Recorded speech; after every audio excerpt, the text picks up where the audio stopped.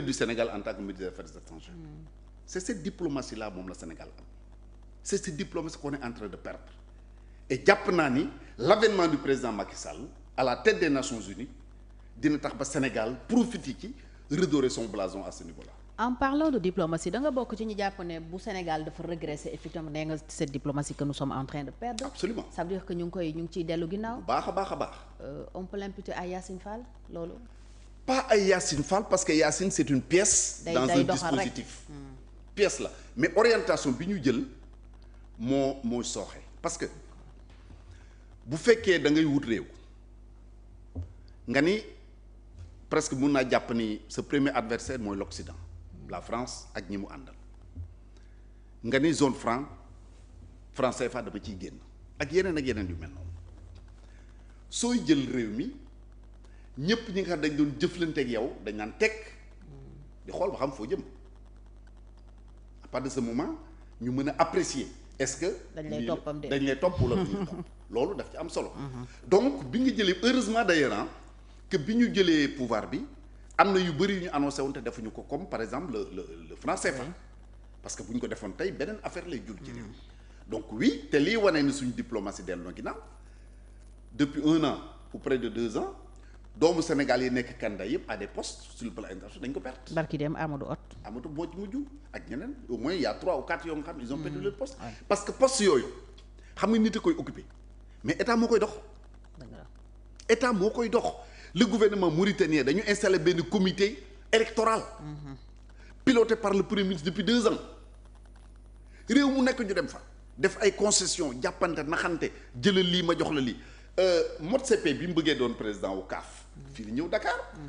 Macky Sall l'a reçu woo Augustin Senghor mu ñëw mu waxtaan moom ni ko bàyyil mu jàll président nga doon premier vice-président donc c'est les états qui règlent ces questions-là mais bu fekkee ni sentiratuñu état bi autour de ces questions-là ça pose problème. wala état bi engagé wul. parce que y en a qui pensent que xëy na dañu def nii rek soutien de façade rek mais en réalité jàppale wuñ ko pour yow noonu la demee wala ñii dañu xamul wala dañuy doog a ñëw ils n'ont pas eu le temps de préparer cette candidature. waaw xam nga ban explication nga jox.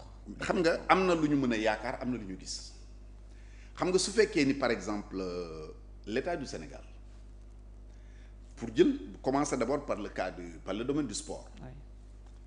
su fekkee ni jëluñu sport. inscrire ko ci seen priorité parce que sport priorité la dans le monde. maa ngi gis Trump démb rek maa ngi ko gis muy toog ak Infantino le président de la FIFA di wax ni la coupe du monde aux États-Unis sera la mieux organisée dans le monde bu musul am ci àddina bi ça veut dire que sport du affaire caaxaan état da nga koy jël inscrire en priorité d'abord ci wàllu koom du affaire caaxaan ci wàllu stabilité au plan social du wàllu caaxaan ci wàllu diplomatie du affaire caaxaan mais Sénégal bi mu dóoree France en coupe du monde en 2002 mais le monde entier dañ doon laaj mais d'où sort ce pays là nga gis même ay touristes yu ñëw Sénégal di xool si mais c'est quoi ce pays là pourquoi à un moment donné le président Ahmed Sékou Touré de Guinée jëloon le Sili national c'est l'équipe nationale de Guinée teg ko fu mu ko teg jël le Bembeya Jazz national qui était l'orchestre national de Guinée teg ko à un niveau très élevé boo demee à Cuba Fidel Castro jëloon Aragon l'orchestre Aragon yéen xam nañu yooyu parce que yéen du ngeen salsa quoi. non Aragon moom xam naa ko moom. alors jëloon ko teg ko foofu. les Russes jël l'athlétisme parce que xam nañ ci loolu la ñu aay.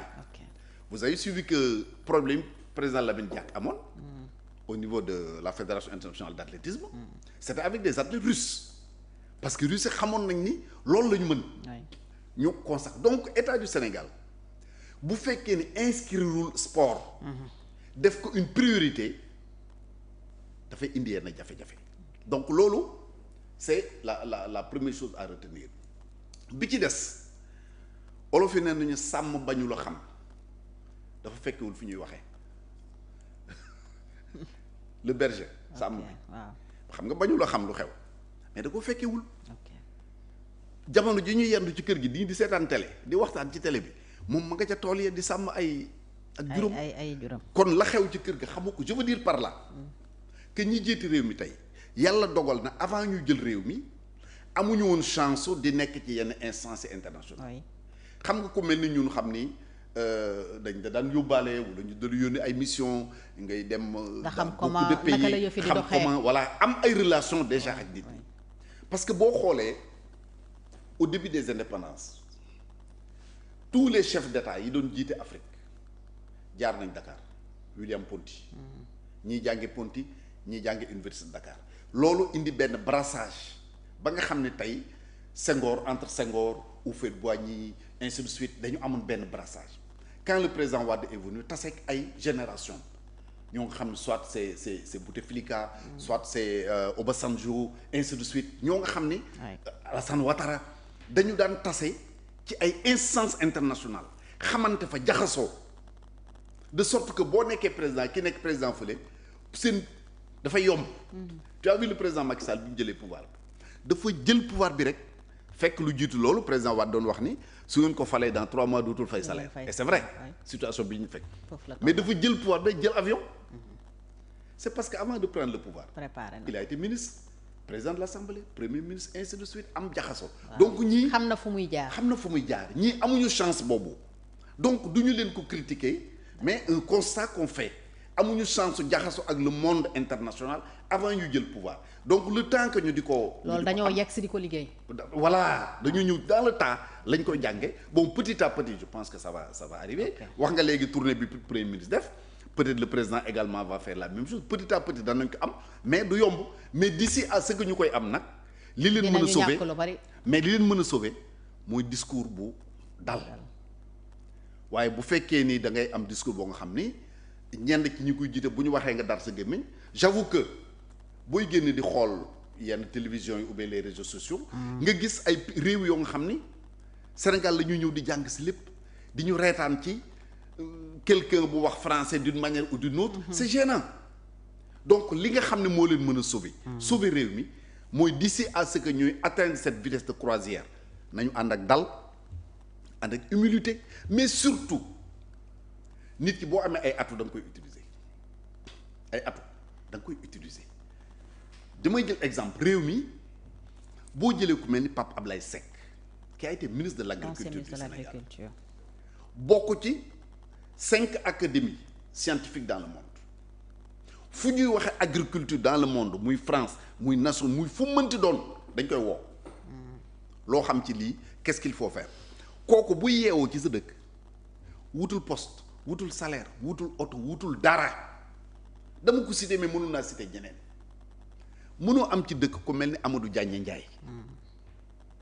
Mamadou Diagne Ndiaye pour ku ko xam ak son carnet d'adresse te au-delà du sport parce que aspect sport bi rek la nit ñi di wax mais te doo ko woo di ko consulter di wax ak moom mënoo nekk ci réew am fi ku mel ni Youssou Ndour ak carnet d'adresse bi mu am à travers le monde te doo ko woo pour quelle que soit considération mën a am nag doo ko woo di ko impliquer ci li ngay def boo demee ku mel ni famille yu Serigne Abdou Aziz Sy Al Amin nekkoon Ligue islamique mondiale fa mu tegoon tànkam ay doomam teg fa seen tànk tey nga am ku mel ni Serigne Mourtada Mbacké fa mu tegoon tànkam doomam teg fa tànkam tey nga dem Kaolack gis l'actuel khalife général di def le monde entier une médiation.